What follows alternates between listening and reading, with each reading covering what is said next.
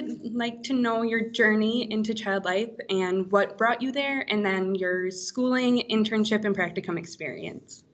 Okay. My journey started a long time ago. I was in my undergrad, wanted to work with kids in art. They put me in education, which I knew was not a good fit for me. And through my undergrad, art therapy became a recognized national minor. Jumped right on that. Art and kids is my deal. Started working at Buffalo Children's Hospital in their rec therapy department. It wasn't child life yet. Was there for 4 years. And during my time there, Dr. Jean Stanford came in, took a 2 full-time, 1 part-time situation, changed it to child life to 8 full-time, 2 part-time, of which I was included. So as an undergrad, basically my junior year of college, I was functioning as a child life specialist assistant, roughly Saturday, Sundays, and then on Thursday evenings. I had the teen floor and I had orthopedics and ENT. So on the weekends, I would do the pre-op party where the kids would come into the playroom. We'd serve them punch and urine specimen cups with cookies and things. I would take them, make sure the OR was cleared. We had a specific OR that we would go into, take them down to the OR, let them climb around, try the masks on, all that kind of stuff. After graduating, I was hired full-time, but shortly after that, I moved to the East Coast, had my own kids, pulled out of child life and work in general. Each one of my kids had significant medical situations. Everybody knew I was going back to school once my kids got situated, and I did so. At 53, I went back for my master's in child life. Actually, I went back for my PsyD in pediatric health and was finding out that it was taking people 5 to 10 years postdoc to get their licensure. At age 53, coming back to it, I didn't have that time to play with. So I pouted for a few months, stepped back and said, okay, I'll do my master's in child life. With a project that we were asked to create during my academics and my master's program, they said, where would you like to see child life? I'm old. I knew where child life was. I know where child life is now. I know where I could have used it with my kids through their growing up. So I designed a pediatric physicians in office child life program and the quantitative study to go along with it for research.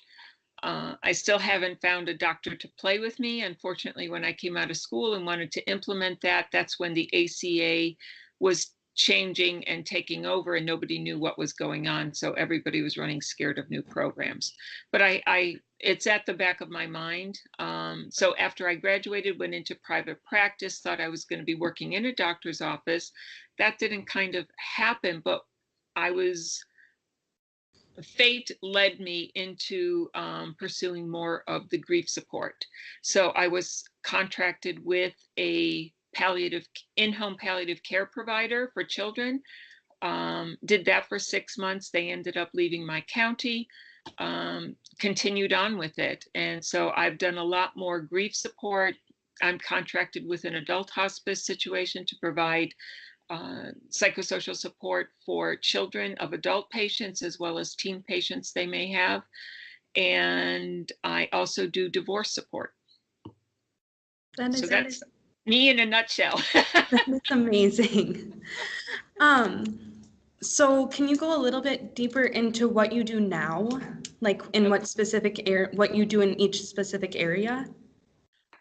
A lot of my contacts or references come from odd situations. The woman who takes care of my skin, we were talking about what I was doing. She ended up taking care of a woman who was initiating a divorce procedure and had 2 kids. So she gave her my card. That woman was seeing an adult therapist for the divorce, and she suggested me to the adult therapist, who then gave me several clients of children of clients that she was working with. And then ironically, when she ended up going through divorce, I was working with her kids. So there's that kind of roundabout way. There's also the fact that I put myself out there in many, many, many community events.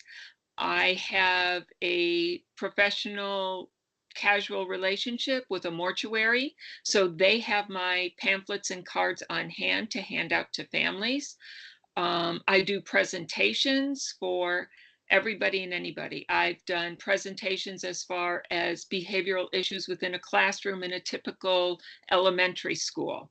I've done presentations for grief support at specific age brackets. Sometimes there's a group that only wants to deal with 0 to 3-year-olds. So I'll tweak a presentation to that. So that gets my name out there, not only to families, but to other professionals. I partnered with different groups as far as hosting a booth at whatever big event they have, and have kids do little child life activities that I can have them do in a couple of minutes as they're passing through 15 booths. So as far as putting myself out there to get those connections, I do a lot of community work, and my connections come from all different places because of it. That is very cool what you've done with Child Life and how you've integrated it into all of the different settings. Because I think that all of those settings can benefit greatly from Child Life. Well, I was not originally a member of ACLP when I graduated with my master's, because they had a focus of child life in hospitals, and it didn't fit what I wanted to do. They approached me a couple of years ago to be on the committee of the non-traditional community-based child life specialists. So now I'm a member of ACLP, and I'm kind of the go-to person as far as how do we bill? Should we go towards licensure? So I'm kind of pushing the limits of where child life is right now, not only personally, but professionally. Because all of you guys who are in undergrad programs, who are looking for master's programs, we need more internships. We need a broader scope of what our practice is and where we can practice. We need licensure in order to allow us to do those things.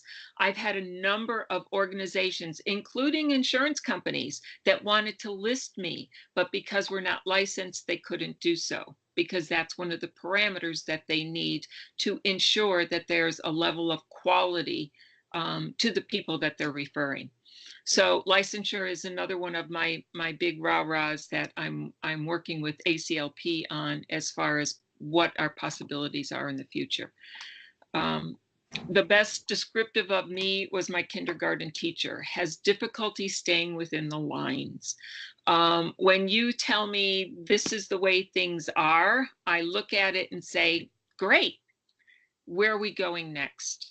I'm old enough, crazy enough, and have wonderful support from my husband that I'm have the availability to take those risks. For you guys getting out into it, as a member of the Child Life Non-Traditional Committee, we strongly, strongly, strongly believe in a minimum of 3 to 5 years of being in a hospital environment. A lot of the stuff I can do now, I can pull things off my shelves, throw things together. I know different resources, but a lot of that core knowledge came from working within the hospital. Because I get a lot of newbies saying, I want to be in private practice. What you do is so cool, blah, blah, blah. But a lot of what I can do is based on those experiences that I had in the hospital. And it's not only the medical interactives with the patients, it's also learning systems, learning what other organizations are within the hospital, having those contacts to make referrals, not only from them to me, but from me to them. When I work with private clients and I know they're going to the hospital for a diagnostic or a surgical procedure, I automatically contact the hospital and say, do you have child life in this and this department? If not, then I make that step. I don't want to invade where child life already is. I want to bolster and expand those programs. So I don't go in and say, I'm working with this kid and this is my patient, and despite the fact that you have child life in that department, I'm taking over. That's not the way I work. I contact the hospital and say, I've got this kid, this is what they're going for. Who's your child life contact? I want to give them the information.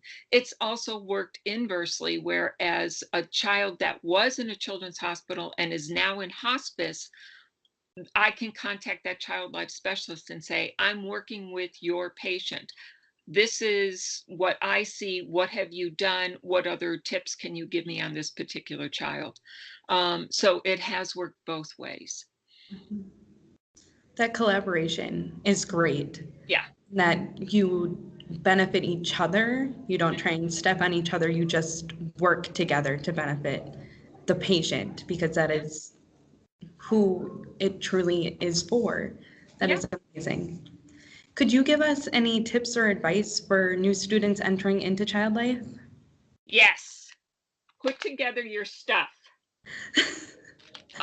Being organized is something that seems to be a thread in every child life specialist I know. When I was in my master's program, we were all kicking back after a class one time, and we were laughing at each other because all of us tend to be pretty anal as to how our homes are organized. And we've come to the conclusion that we need that organization in our supportive life because we deal with chaos all the time. So we know we have to be able to pull, we have to jump at a moment's notice. So having organization is critical. This little set of documents has impressed a lot of different people. Within it, I have a copy of my master's graduation certificate, my certification from Child Life, and all the other things I have. I have a certification in thanatology, death education and counseling. I have a clearance from the diocese in which I live in order to be able to go into Catholic schools and work with kids within the school. So each time I get a referral I just did an observation for a child in a new Catholic school. I didn't have to go through 4 months of getting things cleared. I had all those documents in one spot so that I could pull them and just copy them off or hand them over and have somebody make copies of it. Any other kind of certification, clearance, documentation, my TB test, I have a driving clearance that I had to have for one, or I wasn't going to drive any, but that was part of their protocol. So I had to get my driver's license cleared through them. I put it in there. I've got this clearance from DMV to be able to do that. I have a copy of my business license. I have a copy of my professional liability insurance. Everything's in one little folder so that when I go to any situation, I take that folder with me. It's easy to grab, and everybody's always impressed by it. Oh my gosh, you're so organized. Look, you've got everything right here. I don't have to wait for you to send it back to me. I don't have to wait to get this cleared. You've got it all in one spot. That's my biggest tip.